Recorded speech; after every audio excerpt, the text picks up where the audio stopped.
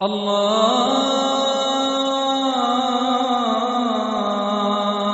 أكبر الله أكبر الله أكبر الله أكبر.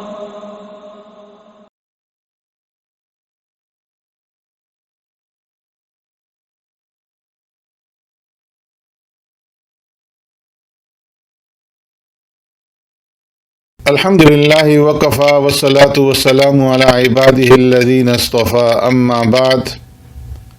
معزز سامعین و ناظرین، السلام علیکم ورحمۃ اللہ وبرکاتہ. اس سے قبل پانی پینے کی سنتیں اور آداب کی دو مجلسیں، دو قسطیں آپ کے سامنے میں پیش کر چکا ہوں، اور اس سلسلے کی یہ آج تیسری قسط ہے. پانی پینے کی آداب اور سنتوں میں سے یہ ہے کہ چاہے پانی ہو، چائے ہو، دودھ ہو، پینے کی کوئی بھی چیز ہو، تو پینے کی چیزوں میں پھونک نہ مارے. اس لیے کہ پیارے پیغمبر صلی اللہ علیہ وسلم نے اس سے منع فرمایا ہے. اس لیے کہ پھونک مارنے کی دو وجوہات ہو سکتی ہیں. یا تو وہ مشروب گرم ہوگا، یا اس میں کوئی تنکا وغیرہ کوئی چیز گری ہوئی ہوگی.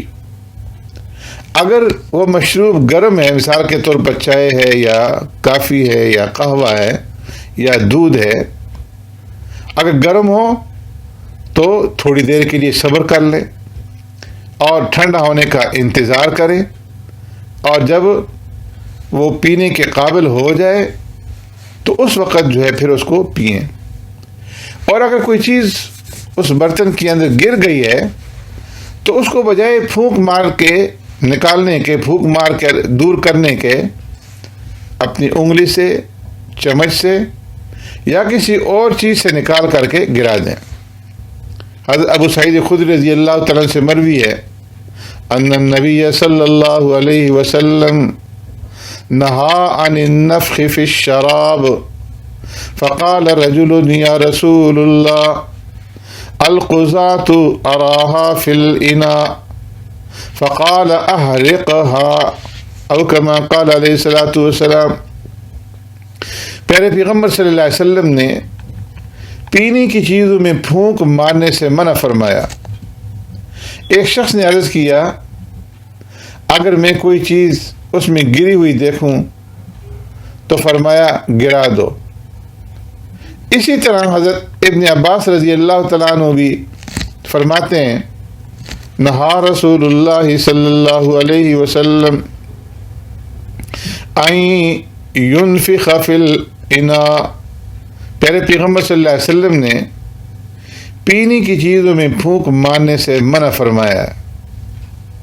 حضرت ابو ہریرہ رضی اللہ تعالیٰ سے مروی ہے کہ پیارے پیغمبر صلی اللہ علیہ وسلم پینے کی چیزوں میں پھونک مارنے کو مکروہ سمجھتے تھے، اس لیے کہ ممکن ہے پھونک مارتے ہوئے تھوک وغیرہ اس میں گر جائے اور بعد میں پینے والے کو اس سے اذیت پہنچے گی. تو اس لیے پانی پینے کے برتن میں یا مشروب کے اندر جو ہے پھونک نہ ماریں. اگر گرم ہے تو اس کے ٹھنڈا ہونے کا انتظار کریں، اور اگر کوئی چیز گر گئی ہے تو اس کو نکال لیں. پینے کے مشروبات میں سے آب زمزم بھی ہے اور وضو کا بچا ہوا پانی بھی ہے. تو زمزم کا پانی اور وضو کا بچا ہوا پانی ہمیں کس طرح سے پینا چاہیے، اس کے بارے میں حضرت ابن عباس رضی اللہ تعالیٰ عنہ سے مروی ہے، سقیت النبی صلی اللہ علیہ وسلم من زمزم فشرب وهو قائم، کہ میں نے پیارے پیغمبر صلی اللہ علیہ وسلم کو زمزم پلایا، آپ صلی اللہ علیہ وسلم نے کھڑے ہو کر کے نوش فرمایا. اس حدیث سے معلوم ہوا کہ زمزم کا پانی کھڑے ہو کر پینا افضل اور بہتر ہے، اور اسی طرح وضو سے بچا ہوا پانی بھی کھڑے ہو کر پینا مستحب ہے. آپ جب کسی لوٹے وغیرہ سے وضو کر رہے ہوں تو جو پانی اس کے اندر بچ جائے تو اسے بھی کھڑے ہو کر پینا یہ مستحب ہے۔ اسی طرح اگر لوٹے سے وضو نہیں کر رہے اور آپ کسی ٹب سے ٹوٹی سے وضو کر رہے ہیں تو اس سنت کے اوپر عمل کرنے کے لیے تھوڑا سا پانی جو ہے آپ آخر میں اس نیت سے پی لیں۔ لیکن بعض علماء فرماتے ہیں کہ یہ دونوں پانی بھی بیٹھ کر پینے چاہیے، یعنی زمزم کا پانی بھی اور وضو سے بچا ہوا پانی بھی۔ اور ابن عباس رضی اللہ تعالیٰ عنہ کی جو یہ روایت ہے جس کے اندر انہوں نے فرمایا کہ پیغمبر صلی اللہ علیہ وسلم کو پانی زمزم کا پلایا اور آپ صلی اللہ علیہ وسلم نے کھڑے ہو کر پیا، اس روایت کی توجیہ یہ بیان فرماتے ہیں کہ پیارے پیغمبر صلی اللہ علیہ وسلم نے زمزم کا پانی اس موقع پر اس لیے کھڑے ہو کر پیا کہ وہاں بیٹھنے کی جگہ نہیں تھی۔ ایک طرف زمزم کا کنواں تھا اور اس پر لوگوں کا ہجوم تھا، اور پھر کنویں کے چاروں طرف کیچڑ تھا جس کی وجہ سے آپ صلی اللہ علیہ وسلم نے کھڑے ہو کر کے پیا۔ تو اس سے معلوم ہوا کہ عذر کے مواقع پر جس طرح دوسرے پانی کو کھڑے ہو کر پینا جائز ہے، اسی طرح زمزم اور وضو کا بچا ہوا پانی بھی کھڑے ہو کر پینا جائز ہے۔ عام طور پر لوگوں کو دیکھا جاتا ہے کہ جب وہ زمزم ان کو پیش کیا جاتا ہے وہ بیٹھے ہوتے ہیں تو زمزم کا پانی پینے کے لیے اہتمام کے ساتھ کھڑے ہو جاتے ہیں، ہمیں اس کی ضرورت نہیں ہے۔ اگر آپ بیٹھے ہوئے ہیں اور زمزم کا پانی آپ کو پیش کیا جا رہا ہے تو بیٹھ کر ہی پینا افضل ہے۔ آپ صلی اللہ علیہ وسلم نے عذر کی وجہ سے کھڑے ہو کر کے پیا تھا، تو اگر کھڑے ہیں تو کھڑے ہو کر کے پی لیں، لیکن اگر بیٹھے ہوئے ہیں تو اس کے لیے خاص طور پر اہتمام سے کھڑے ہو کر کے پینا اس کی ضرورت نہیں ہے۔ اسی طریقے سے جو شہد کا شربت ہے وہ کس طریقے سے پیا جائے، اور پیارے پیغمبر صلی اللہ علیہ وسلم کو شہد کا شربت جو ہے وہ خاص طور پر مرغوب تھا، پسندیدہ تھا۔ ام المؤمنین سیدہ طاہرہ حضرت عائشہ صدیقہ رضی اللہ تعالیٰ عنہ فرماتی ہیں کان رسول اللہ صلی اللہ علیہ وسلم یحب العسل والحلوى، کہ پیارے پیغمبر صلی اللہ علیہ وسلم کو حلوہ اور شہد بہت پسند تھا۔ دوسری روایت میں عبداللہ بن مسعود رضی اللہ تعالیٰ عنہ سے مروی ہے کہ پیارے پیغمبر صلی اللہ علیہ وسلم نے فرمایا تم اپنے اوپر دو شفا دینے والی چیزیں لازم کر لو، ایک قرآن اور دوسرا شہد۔ پیارے پیغمبر صلی اللہ علیہ وسلم شہد میں پانی ملا کر کے نوش فرماتے تھے، یعنی شہد کا شربت، اور آپ صلی اللہ علیہ وسلم علی الصباح یہ نوش فرماتے تھے، صبح نہار منہ جو ہے آپ صلی اللہ علیہ وسلم شہد کا شربت نوش فرماتے تھے۔ اور جب اس پر کچھ وقت گزر جاتا اور بھوک معلوم ہوتی تو جو کچھ کھانے کی چیز موجود ہوتی وہ تناول فرماتے تھے۔ امام ابن قیم رحمۃ اللہ تعالی علیہ فرماتے ہیں کہ شہد کا شربت ناشتے میں استعمال کرنے میں صحت کے لیے موضوع ہے کہ اس سے صحت کی حفاظت ہوتی ہے اور یہ بلغم کو کم کرتا ہے، معدے کی چکنائی کو زائل کرتا ہے اور فضلات کو دور کرتا ہے، معدے کو اعتدال کے ساتھ گرم رکھتا ہے اور جوڑوں کو کھولتا ہے۔ اسی طرح پانی پینے کی سنتوں میں سے اور آداب میں سے یہ ہے کہ جب آپ پانی پی لیں تو اس کے بعد اللہ تبارک و تعالیٰ کا شکر ادا کریں اور یہ دعا پڑھیں الحمدللہ الذی سقانا ماء عذبا فراتا برحمتہ وَلَمْ يَجْعَلْ لَهُ مِلْحًا أُجَاجًا بِذُنُوبِنَا الحمد للہ الذی سقانا ماء عذبا فراتا برحمتہ.